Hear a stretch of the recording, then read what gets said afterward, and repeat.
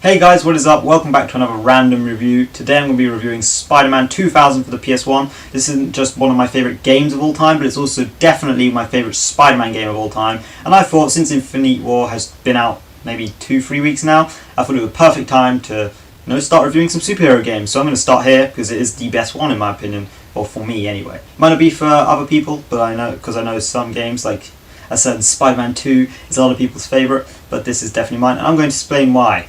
So to begin with, I'm going to talk about the plot of this game, because it is, while a very basic plot, it's still a very fun plot, and it has a lot of replay value to the game, personally. But basically, the plot begins, and we see Dr. Otto Octavius. He's presenting this new device that he's going to change the world with, essentially, and Peter's in the crowd, as well as Eddie Brock as well.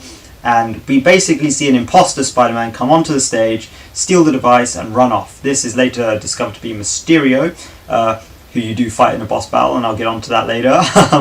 But yeah, so after this happens, Peter bumps into Eddie Brock. Eddie doesn't really realise it's Peter, but Peter realises it's him, and the two get separated.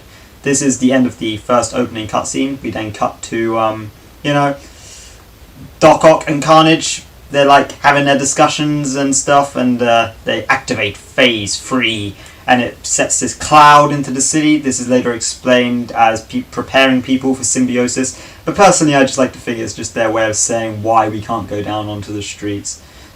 So basically the overarching plot of this game is essentially find out what is happening with the fog, as well as why and who is controlling the symbiotes, and you just have to bring it down basically. So the plot is very basic, and it is a plot that would be replicated a lot. Symbiote invasions went through a phase where every other game would have Venom, or somebody as the main villain, and Venom is in this, but he isn't really the main threat.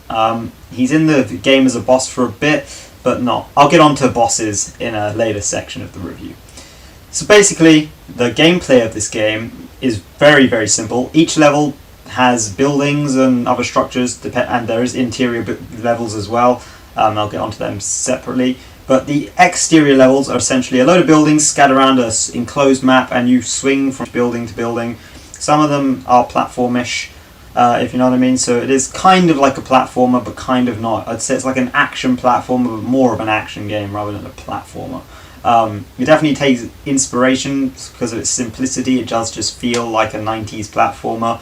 But I'm going to let it slide and say it is more of just an action game on its own. You can basically easily swing from building to building by pressing X and R2. It's not really difficult. The webs do attach to the sky. There is no like advanced swinging from buildings with momentum in this one, unfortunately. And also on top of most of the buildings there is also a variety of enemies. Usually the ones on the exterior levels are just street thugs and criminals. And you can take these guys down either by using your web abilities. You can either string them up by just holding triangle. You can use a web ball. You can enclose yourself in like a web shield that explodes, or you can yank them towards you, or you can give yourself some web gloves, and you just deal more damage. I actually, to be honest, never found the web gloves easier to use at all, personally. They just didn't do anything, to be honest. But okay, so they're the exterior levels. The interior levels, however, are a bit more streamlined. You basically go from room to room. Usually I found you were trying to either rescue hostages, or you are literally just destroying symbiote generators. That is essentially what the goal of these interior levels is to do. There are a few annoying ones, but most of the time they're alright. For example, the symbiote levels in the Daily Bugle, the symbiotes can kick your ass, and I was playing on hard difficulty to begin with, and they were insanely strong. But there is also the sewer levels as well, which do add a bit more variety, and they literally just get from point A to point B. There is not a lot of stuff involved. You flick some switches to lower the water levels, and that's about it. And the reptiles, similar to the symbiotes, do take a lot of damage when you play on the harder difficulties. So I found on hard I was getting demolished half the time. I'd get trapped in a group of them. So, and coupled with the camera controls, which I'll get onto again later, do not really help you out too much. But after playing through the game again, I can tell you I still love it just as much as the first time round. The game is filled with some amazing quotes, and when I say amazing, I mean amazing. How am I supposed to know you're the real Daredevil? What? The Venom Marathon continues on the biggest TV in New York. We're shouting out to the whole big rotten apple here, people. Sad thing is, he'll probably get his own talk show for this. Parker hates it when I get the drop on him. I hate it when he gets the drop on me. Where'd Spider-Wuss go? Spider-Wuss! Come out and play! Tag! So, we're partners. But only for now. After we bust those tech thieves, it's payback time for kidnapping my wife. Jeez, one little mistake. We said we're sorry. Yeah, whatever. Now, the imposter was a shapeshifter, so that means it was either Mysterio or the Chameleon. Hey, Chameleon was our idea. We thought of that. Tell me this, Einstein. Who could have wanted to steal Octavius' technology? Ooh, we know! Who? The Submariner. Submariner? Get serious, will you? The mighty Thor. Are you out of your mind? Don't answer that. Galactus. Forget it, Eddie. I need Jameson's help on this. Oh, for decades I've wanted to shut that mouth of yours. Finally, that time is upon me. At last, I will crush you once and for all! No one can control the symbiotes. No one! The game has such a variety of villains in it. Some of the villains don't even affect the plot at all. Some of them are just there to be there, you know, like you've got Scorpion, who's the first boss, you've got Mysterio, you've got Venom, you've got Carnage, you've got Doc Ock, you've got Rhino, and you even have cameos from villains such as Lizard, who you see in the sewer levels, and it's just really fun, and the villains all have these amazing personas. Venom in this game, for example, is a very cheesy, hilarious Venom. He isn't as dark and serious as he usually is. Open this door! Who is it?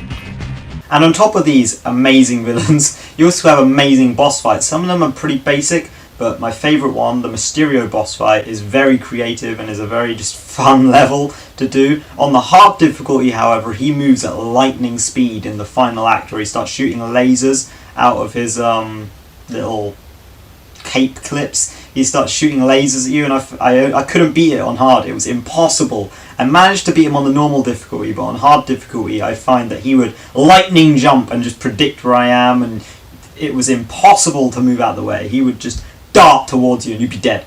And on top of that, I had a really bad save state that I accidentally did, so I was like on like a lower bit of health, and I'd spawn in and his laser would come out of nowhere, so I'd have to start again anyway.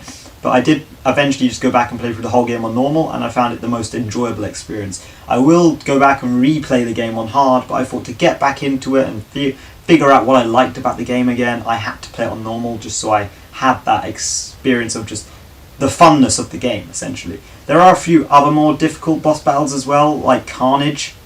I found him very, very annoying. Basically, there's this sound bubble in the middle of the room, and you have to knock him into it, because if you don't know, symbiotes can't handle sound or fire. I don't know why they couldn't just give you the fire webs again like you get throughout the entire rest of the game, but whatever. Essentially, half the time I'd punch him and he would bounce off the bubble and go round it. He wouldn't go into it, and I had to get really lucky to get the hit to go the right way into the bubble, and the level infuriated me. I was raging, I was screaming at the screen, but at the end of the day, it was still fun, and it's a fun boss battle. All the boss battles are good. Like I said, my favourite is Mysterio, but I do also like Rhino as well, because it's just basic, and you're basically just jumping out the way of him, and he goes smashing into some exploding barrels or some lightning rods or whatever, and it's just fun. Not lightning rods, electric generators. That I'm thinking of the second game when I think lightning, because electro. But yeah, the villains are fun, the boss battles are fun, and I cannot finish talking about the villains and the bosses without talking about Monster Rock. The end of the game, after you beat Carnage, the Carnage's symbiote comes off of him, and you're like, yeah, I beat the game, I've done it, and then boom! Doc Ock comes barging out the floor. You've beaten him 2 boss battles ago, but he just comes barging out the floor in the symbiote, and this is Monster Rock, his one and only appearance. I would love for Monster Rock to come back in the comics, because it's just such a cool idea. Doc Ock and the symbiote, basically. And the final level is just you running away from him as you rush to get up, and I remember as a kid I used to struggle on this level. I actually only beat it the first time. At least I was probably 13, and I'd owned the game my entire life, and I'd never beaten the final level because I was crap as a kid. But I am happy to say that I beat it first try this time round. So yay me. But the level is very intense and a very fun boss battle indeed. The feeling you get knowing I am at the end of the game, and if I mess up one web swing, one turn, Doc Ock's catch me. And there's multiple times on that boss battle where I'm like, oh my god, I'm gonna die, because I've like clung to a wall by accident and he's right next to me, but I've managed to recover. And the satisfaction you get when you reach the end, because all you know about how far's left is when you get to the end of the floor, Spider-Man goes, 3 floors to go, or whatever. You don't know how long those floors are, so you're basically swinging in this intense, and Doc Ock always seems to, or Monster Rock, always seems to catch up to you. He never seems to fall behind. If you manage to gain a lead on him, it's like he's teleported behind you again. And it's just the most intense boss battle I think I've ever had. It's just so fun in so many ways, and I urge, if you ever play this game, make sure you get far enough to the end just to play the boss battle. If you don't want to do that, cheat code it just to play the boss battle. It might not be the best boss battle in the game, but it is the most intense and the most satisfying. Mysterio, I still stand by the fact that he's the best. There are a few boss battles that are a bit mediocre. Dr. Octopus's first boss battle is very easy, you just web some switches. Venom, you simply just jump and attack him, and you just have to time your jumps right. If you miss it, he hits you. You have to turn off some switches. And Scorpion is basically just spam him with some web balls and punch him.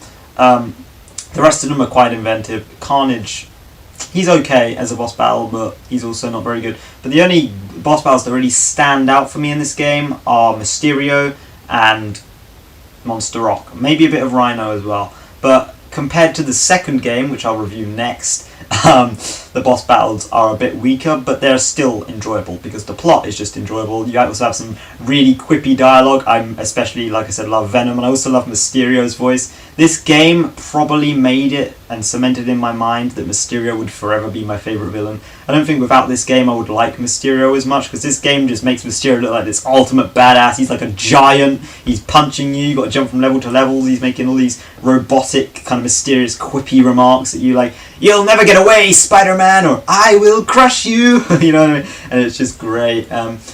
So basically that's all the boss battles, and also at the end of the game there's an amazing cutscene where all of them are in prison and they're all playing poker, and Doc Ock's just kind of stood there like, why am I here? He's like smacking his head off the bars.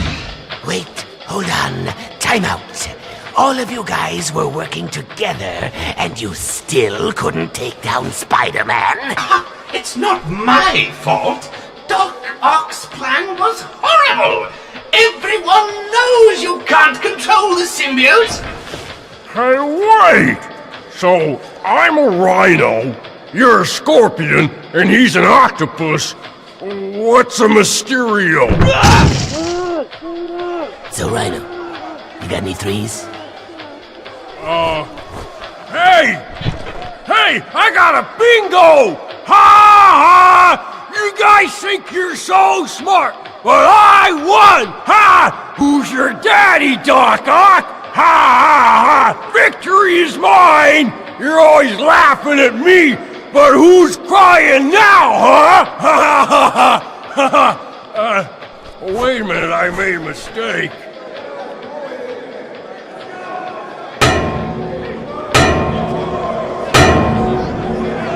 Rhino has this really good line where it's like, if he's an octopus, I'm a rhino, he's a scorpion, then what's a Mysterio? And I just love that. This would link into the second game as well, but I'll talk about that next time. But yeah, that's everything I love about the game, and the basic plot, the boss battles, and the mechanics. Now what I don't like about the game, and again, this is all because it's very dated now. If this was to happen nowadays, it would be a very serious flaw, but back then I can let it pass. But playing it now, what I don't like the most is the camera controls. Spidey only really moves when you fully turn around, the camera will turn automatically. There is no free control on the camera. So there's a lot of times when an enemy is attacking you, say from behind, and you can't see what you're doing, so you'll turn around and the camera will move too quickly or whatever, and you'll jump to try and jump attack him, and you'll fall off the edge, you know what I mean? So that is very annoying. There's a lot of invisible walls, most notably in boss fights as well. Whilst fighting Mysterio, I was getting trapped on invisible walls all the time, and Mysterio would hit me and deal me a ton of damage. and I get very annoyed. So the invisible walls are annoying, and the web swinging as well is very quick at times. So if I'm trying to escape or I'm trying to swing and Spidey just jumps on the wrong wall or something, you know what I mean? It's not really convenient in the slightest that happens. But yeah, that's basically the only flaws I really have. The rest of it is perfection for me. This would be the game that would inspire the future of all Spider-Man games. Not a single other 3D Spider-Man game would be the same without this game, because, for example, the first movie game took a lot of inspiration from the PS1 games. If you play the PS1 games, then play the movie games, you'll see what I mean, but again, I'll talk about that later on. I don't want to talk about and review games that I'm not reviewing in this video. But yeah, another thing I have to say before I end this review is some of the levels in this game are just so fun. My favourite level in the entire game has to be the police helicopter chase, where a police helicopter is just chasing after you, blowing everything up, and you're just trying to get to the end of the level. There is a few annoying bits where you're climbing up the towers, and you can't figure out the patterns, but once you get them, it's great. And the music is so hardcore and exciting that you're just kind of climbing for your life, and it's just, I urge you to play some of the levels. The opening level, the bank robbery, whilst basic and easy, is also really enjoyable, and it's one of the things I remember about the game the most. Eagle 1 to tower, 1033 in progress, en route to bank. Roger, Eagle 1. Keep your eye out for Spider-Man. If Halloween Boy shows up, he's one dead buck. New York City Police Department, cease and desist at once. Lay down your arms and prepare. Another set of levels that comes to mind are the final set of levels where you actually infiltrate Doc Ock's lair. You're going through some underwater high-tech tunnels, and there's a load of laser beams shooting you, so you got to time your jumps right, and you have to shut down the generators and stuff. It's a lot of fun. They're a bit basic as well, but what can you do? The game was on PS1, and it is a much more basic game than a lot of Spider-Man games we have now. But I think this review, whilst it could be fueled by nostalgia, I do think it is one of the better games in the series, and probably the best, just because A, it is, say, the grandfather of everything that came out after it. Like I said, nothing would have existed if this game wasn't around. The game is very easy to beat once you learn it. I beat it in about 2 hours. I mean, as a kid I probably would have spent a few days doing it, but now that I know the patterns and I know where to go, like the back of my hand, I can literally just swing through the game. You don't really have to fight the enemies on the stage, but it's not really enjoyable if you just skip it, you know what I mean? Some enemies you do have to fight, but some you can literally just jump and run over, which is why I did beat the game so quickly. You also can unlock some customizable suits. There's a comic collection that you can do to get 100%. And there's also a training mode, although I don't really find the training mode on this game as fun as the second one, and I'll talk about that again. I keep saying this, I keep bringing up stuff from the second game, but I'm not talking about the second game, so I can't elaborate, you know what I mean? But yeah, that's everything, guys. Overall, out of 10, this is a solid 10 out of 10 for me. Purely because A, I love Spider-Man, B, it's my favourite Spider-Man game, and C, I love this series. The Spider-Man game series is one of my all-time favourite games, so the best of the series is obviously going to be a 10 out of 10. I don't let the camera faults pull it down for me, because at the time when it came out, there wasn't a lot they could work with, essentially. But as I said, if the game came out now and it had camera controls like that, it would be an issue. But just because it's an older game, I'm not going to let it drag that down as much. But yeah, what do you guys think of this game? Have you played it? Is it your favourite Spider-Man game? What other Spider-Man games have you played, and are there any that you find are better? Let me know in the comments section down below, and I'll check them out and be sure to get back to you what I think. But anyway, yeah, remember to like, subscribe, and I'll see you on the next review. Well, if it ain't Bug